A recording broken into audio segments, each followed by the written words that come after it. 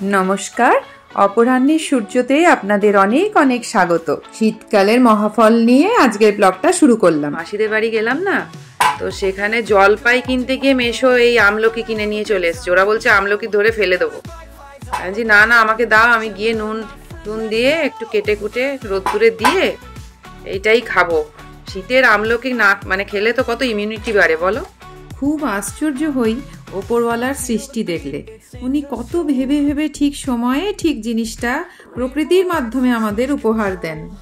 শীতের ঠান্ডা হাওয়ায় যখন আমাদের শরীর খুব ড্রাই হয়ে যায়, তখনই প্রকৃতি উপহার হিসেবে আমলকি, কমলা লেবু আমাদেরকে দেয়। নিও আছে, কাটতে খুব কষ্ট হয়। আমলকিটা এমনি খাওয়া সবই ঠিক আছে, কাটাটা কষ্ট, তাই না? রোদ্রে হ্যাঁ অল্প হয়ে যাবে, এতটা থাকবে না তো শুকালে। তো এই আমলকি এখন কেটে কুটে, ভাগ্যিস আমলকির জলপাইয়ের জায়গায় আমলকিটা এলো, তার জন্য মানে আমার কপালে আমলকিটা মেশো ভুল করে জলপাইয়ের জায়গায় আমলকি নিয়ে এসছে। যাই হোক, আমার কপালে আছে আর কি, ওই জন্যই হলো। তুমি হ্যাঁ ফ্রিতে পেয়ে গেলাম, ফ্রিতে প্লাস হচ্ছে আমার মানে আমলকিটা তো আনবো বলে কোনো ইয়েই ছিল না, না এটা আমার কপালে ছিল আর কি। যাই, এখানে কতক্ষণে ভালো রোদ্দুর আসলে তবে দিতে পারবো।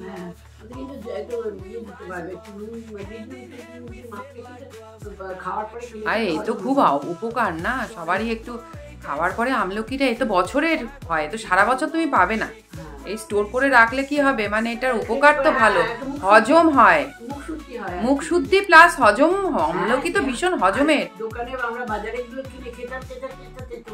ওটা তো বলে ডুমুর থাকে, ওটা আমলকি নয়। আর যে পয়সায় ওরা দেয় আমলকি, কি সেই পয়সা 100 টাকা 120 টাকা করে কিলো, যে পয়সায় 20 টাকা কিলো, হ্যাঁ, আর 150 টাকা করে কিলো হয়। তাহলে যে পয়সায় ওগুলো বিক্রি হয়, তোমার কি আমলকি দেয়? ওগুলো ডুমুর। হ্যাঁ যাকে, আরে আমার না মুখে আমলকি বা টক জাতীয় জিনিস দেখলে জল আসে। যাই, রোদ্দুরে দেওয়া যাক। শীতকালের রোদ তো একটু ঢিমা হয়ে যায় বেলা 1-2টোর পর। দেখি কতক্ষণে শোকায়। এইভাবে না করে মনে হচ্ছে পেপারে দিয়ে বিছিয়ে দিলে মনে হয় ভালো হতো। দেখি আজকের দিনটা এইভাবে থাক, জল টেনে যেত আর কি।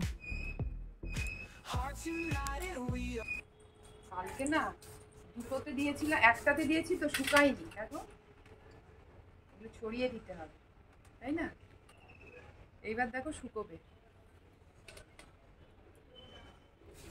রোদ্দুরটা তো দুটোর পর ঝিমিয়ে যায় না। আজকে না আমি ভেবেছি এবারে আমলকির আচারও বানাবো। কোনোদিন বানাই না, এবারে বানাবো, কারণ এই শুকনো আমলকি যারা খায় না তারা এই আচার খাবে, তাই না? আজ সকাল থেকে আমলকি নিয়ে পড়েছিলাম, রান্না কিছুই হয়নি। দেখি চটজলদি কিছু ফাঁকিবাজি করে কিছু বানাতে হবে। আজ মাছ টাছ খেতে ভালো লাগছিল না, তাছাড়া আজ টাইমও তো নেই। ফ্রিজের থেকে মাছ বার করো, ভাজরে, অনেক ব্যাপার। তার থেকে কটা ডিম নিয়ে নিলাম, আর পেঁয়াজ, আদা, রসুন সব একসাথে দিয়ে একেবারে মিক্সিতে পেস্ট করে নিচ্ছি। একটু টমেটোও দিয়ে দিলাম, ভালো টেস্ট না হলে তো আবার বাড়িতে রিজেক্ট হয়ে যাবে, খাবে না কেউ। এবার জিরে তেজপাতা ফোড়ন দিয়ে দিলাম।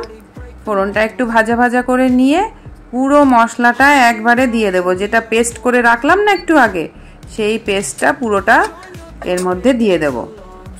আসলে এই ফাঁকিবাজি ডিম কারি আমি আগেও একদিন করেছিলাম, সেদিন ভিডিওটা করে রেখেছিলাম। আজও সেম প্রসেসে করছি। মশলাটা যখন করেছিলাম তখন লঙ্কাটা দিলে হতো, ভুলে গেছি, তো আর লঙ্কা বাটা আবার আলাদা করে এবার দিচ্ছি। একটু লঙ্কা বাটা দিলাম, একটু জিরে গুঁড়ো দিলাম, একটু হলুদ গুঁড়ো দিলাম, একটু লঙ্কার গুঁড়ো আর একটু দেবো, কারণ একটু লাল লাল না হলে তো বাবা ভালো লাগবে না কারোরই, কালারটাও দেখতে হবে। মানে আগে তো দর্শন, তারপরে তো গুণ বিচরণ, তাই না? তাই সব এই গুঁড়ো মশলাগুলো দিয়ে দিলাম, দিয়ে এইবার ভালো করে কষিয়ে নেব। আমাদের বাড়ির মহিলাদের না একটু ফাঁকিবাজি রান্না শিখে রাখতে হয়, তা না হলে খুব কসরত করে রান্না রোজ রোজ করতে করতে আমরাও তো ক্লান্ত হই, বলুন। এবার ভালো করে দেখুন মশলা কষানো হয়ে গেল। এইবার গরম জল ঢেলে দিচ্ছি। গরম জল ঢাললে কি হয়, সব সময় মশলার স্বাদটা পানসা পানসা মতো হয় না, সুন্দর হয়। এইবার দেখুন আসল টুইস্ট, এই যে গরম জল ফুটে গেল, ঝোলটা ফুটছে, এবার আমি গোটা গোটা ডিমটাকেই ওর মধ্যে ঢেলে দেব। কোনো সেদ্ধ করার চাপ নেই, খোসা ছাড়ানোর চাপ নেই, অমলেটের ঝোল করলেও সেই আলাদা আলাদা করে অমলেট করার চাপ নেই। একদম এই ঝোলটার মধ্যে ডাইরেক্ট নিচ্ছি আর দিচ্ছি, নিচ্ছি আর দিচ্ছি। ঝোলটা একটু পাতলা থাকতে থাকতেই ডিমটা ছাড়তে হয়, কারণ ডিমটা একটু সেদ্ধ হবে আর ঝোলও তো টেনে নেবে না। যে কোনো সেদ্ধ হওয়া জিনিসই তো পরে গিয়ে ঝোলটা টেনে নেবে, তখন একদম শুকনো শুকনো হয়ে যায়। এই যে ফাঁকিবাজি আন্ডা কারি রেডি টু সার্ভ।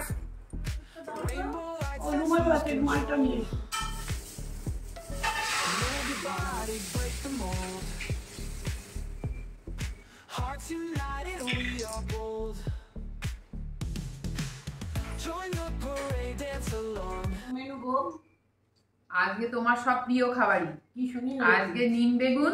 আচ্ছা আচ্ছা, তুমি তো বুধবার বৃহস্পতিবার নিম বেগুন খাও না বলে শুক্রবার আজকে নিম বেগুন করেছি।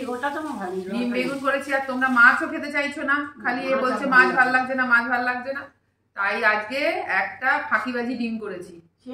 ফাঁকিবাজি ডিম মানে ওটা না সেদ্ধ করে না অমলেট করে একটা করেছি ফাঁকিবাজি ডিম, খেয়ে দেখো কেমন হচ্ছে। আর হচ্ছে তোমার মাছের তেলের বড়া, এই যে ওটা তো আমার ভীষণ গরম গরম। ও তোমার তো আবার ওই প্লেটের মধ্যে সব দিয়ে, এখন তো নতুন শুরু হয়েছে, তোমার তো সব খাবারই ঠান্ডা হয়ে যায়।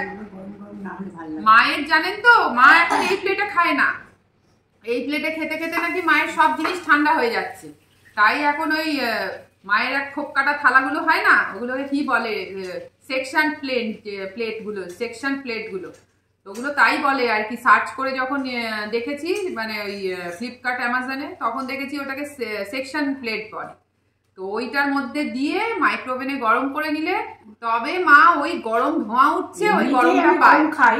আর শীতকালে তো আরই, তা অনেক ভাবে করে দেখেছি, মায়ের খাবার সেই লাস্ট পর্যন্ত বলে ঠান্ডা হয়ে যাচ্ছে। তো এটার কি সলিউশন, তাই এখন ওই প্লেটে দেওয়া আছে। তোমার প্লেটে খাবারটা নিয়ে আসি।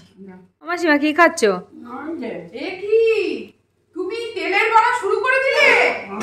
তোমার খাবার আনতে না আনতে এই যে কি গরম না, বেশ মাছের তেলে বড়াটা ভালো লাগে তো খেতে। আমি লোক সামলাতে পারলাম না বাবা, মুখে কাছে রাখলে আর খাও না, ভালো হয়েছে না। তুমি ইয়ে খাবে, ভাত খাবে না একটু? না, একটু এক চামচ দাও, এক চামচ ভাত দাও। ভাত দিও না, ভাত খাবো। আমিও তো ভাত খেতে চাইছি না, কিন্তু ওই ফাঁকিবাজি ডিমটা যে কেমন হলো, তবে শুধুও খাওয়া যায় বলো? ওটা শুধুও খাওয়া যায়, আমি শুধুও খাওয়া যায়, এমনিও খাওয়া যায়।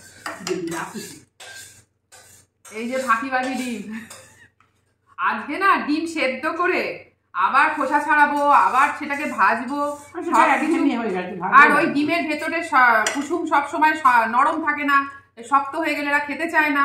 তো আমি ভাবলাম কি জিনিসটা একটু মাথা থেকে বার করলাম, যে মশলা টশলা কষিয়ে, ওটা রেসিপিটা তো দেখতেই পাচ্ছেন আপনারা, ভাবলাম এটা করলে একটু সফট হবে, একটু নতুনত্ব হবে, আমারও টাইম বাঁচবে। আর ওই যে ফাঁকিবাজি ডিম বলে দিয়েছি, এই যেদিন একটু ফাঁকিবাজি করার ইচ্ছে হবে, সেই দিন এই ডিমটা আপনারাও রান্না করে ফেলবেন। রোজ তো আর মানে সাংঘাতিক ভাবে সব রেসিপি রোজ রোজ ভালো লাগে না। যেদিন সবার একটু বা কোথাও বেরিয়ে এলাম, পেঁয়াজ আদা রসুন একটুখানি মশলা কষিয়ে নিয়ে বেশ ডিমটা দিয়ে দিলাম, খাওয়াও হয়ে গেল। আর সব থেকে বড় কথা, এটা ভাত না শুধু, এটা রুটি, পরোটা, লুচি সবের সাথে, বলো মা, জিরা রাইসের সাথেও খুব ভালো লাগে। এটা আমি আমার বড় ছেলেকে টিফিনেও দিতে পারবো, মানে এটা করার পর বুঝলাম আর কি, সকালবেলা উঠে হুড়োহুড়ি করে এটা খুব ভালো। অমলেটের ঝোল অনেকে করে, আমরাও করি, কিন্তু ওটাকে আবার অমলেট করো, আবার সেটাকে কাটো বা আলাদা ভাজো, এটা তো কিছু না, জানো তো, এটা ঝোলের মধ্যেই দিয়ে দিচ্ছি, এত সুন্দর লাগবে, আর জিনিসটা খুব সফট হয়, খুব সফট হয়, এটা ভালো লাগে। আপনারা খান, বানিয়ে আপনারাও খাবেন। সব বন্ধুদের জন্য রইল অনেক শুভকামনা। আজকের মতো ব্লগটা এতটুকুই থাক, দেখা হচ্ছে আপনাদের সাথে পরের ব্লগে। ততক্ষণ পর্যন্ত আপনারা সবাই ভালো থাকবেন আর সুস্থ থাকবেন।